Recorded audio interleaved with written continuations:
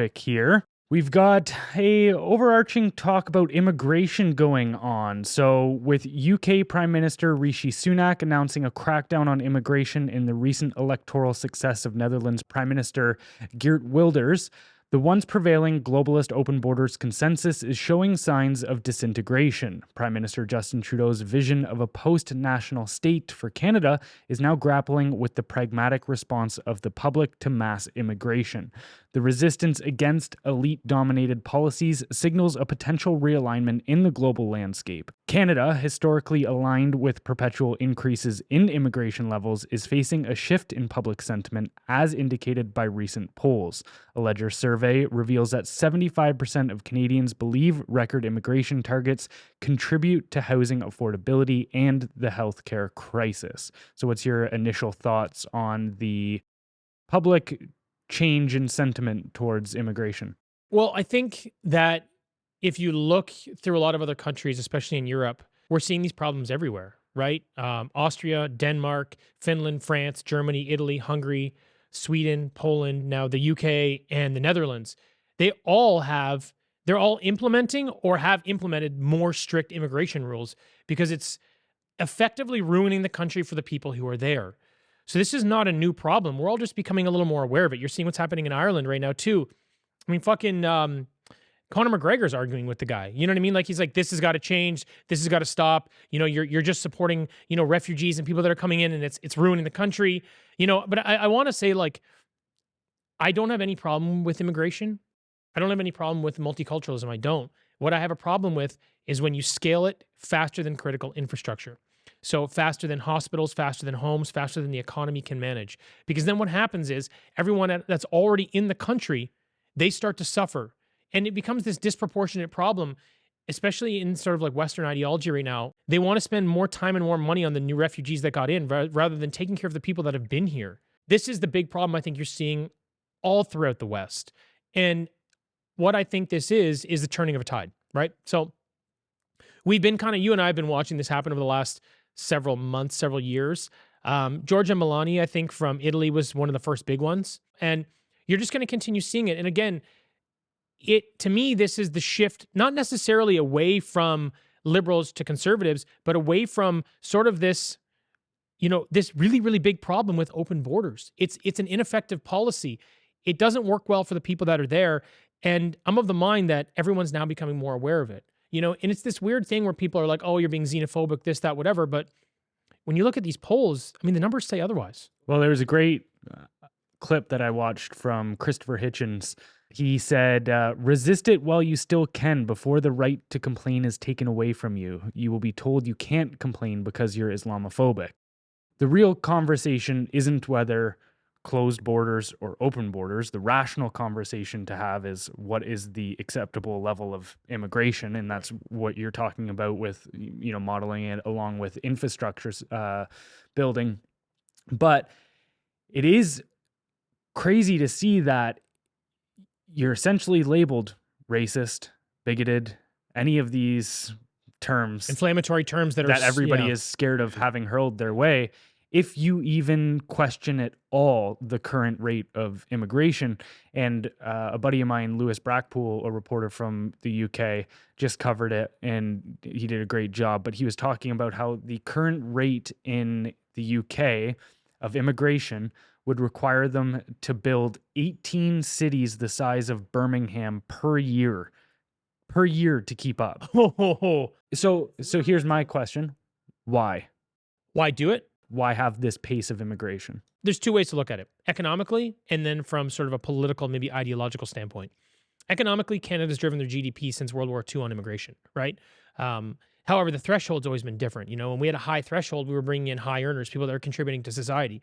Now we're doing this thing where 6 out of 10 can't keep a job over the last couple of years. That was the statistic. I wasn't making it up. The other thing is, when you're not working, they're just costing the government more money, which is costing the people more money. We've been letting in a lot more refugees and asylum seekers, and obviously we've bolstered these numbers to, if you take in non-permanent residents, over 1 million a year. Wild number that we can't keep up with. But to some degree, I understand that they do it to drive the economy. So I understand that perspective and see the value in that, because prior to the last 8 years, it has been an effective enough policy in Canada.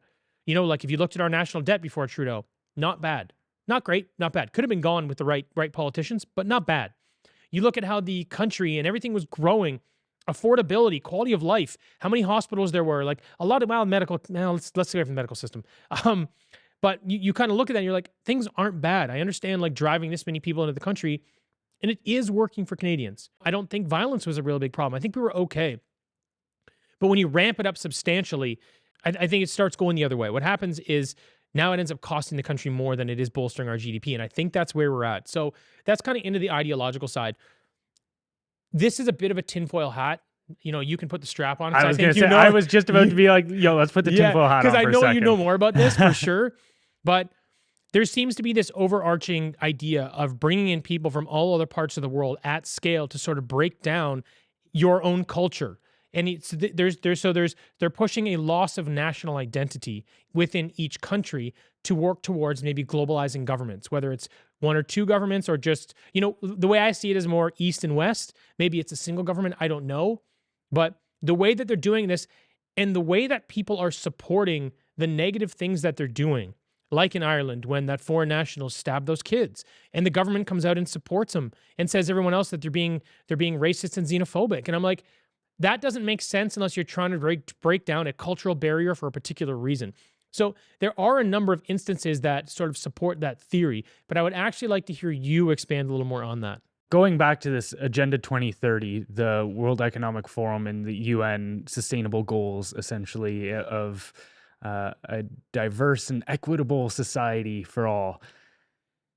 Looking at that, I think it is very possibly a play to just create chaos that they can then come in and say, "Oh, we just need a little bit more authority and control, and we can put everything back into place." And I think even if things got bad enough with the chaos in these nations, I think you'd even see libertarian-minded people start to maybe give up a little bit of those liberties in order to have some Safety. order restored. Right.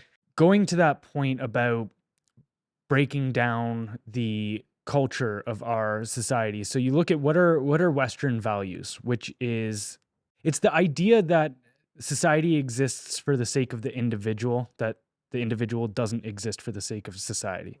That's where we're taking this turn, because you see a lot of these, whether it be immigration, whether it be climate change, any of these big issues that are all under this Agenda 2030 umbrella, they all require us to take on that idea of you need to make individual sacrifices for the greater good, Right. for society. Right. But our Western values literally undermine that very concept. And this is why you're seeing people that throughout COVID, all this kind of stuff where it's going, I don't care if it helps the spread, you do not get to take away my liberties. Right.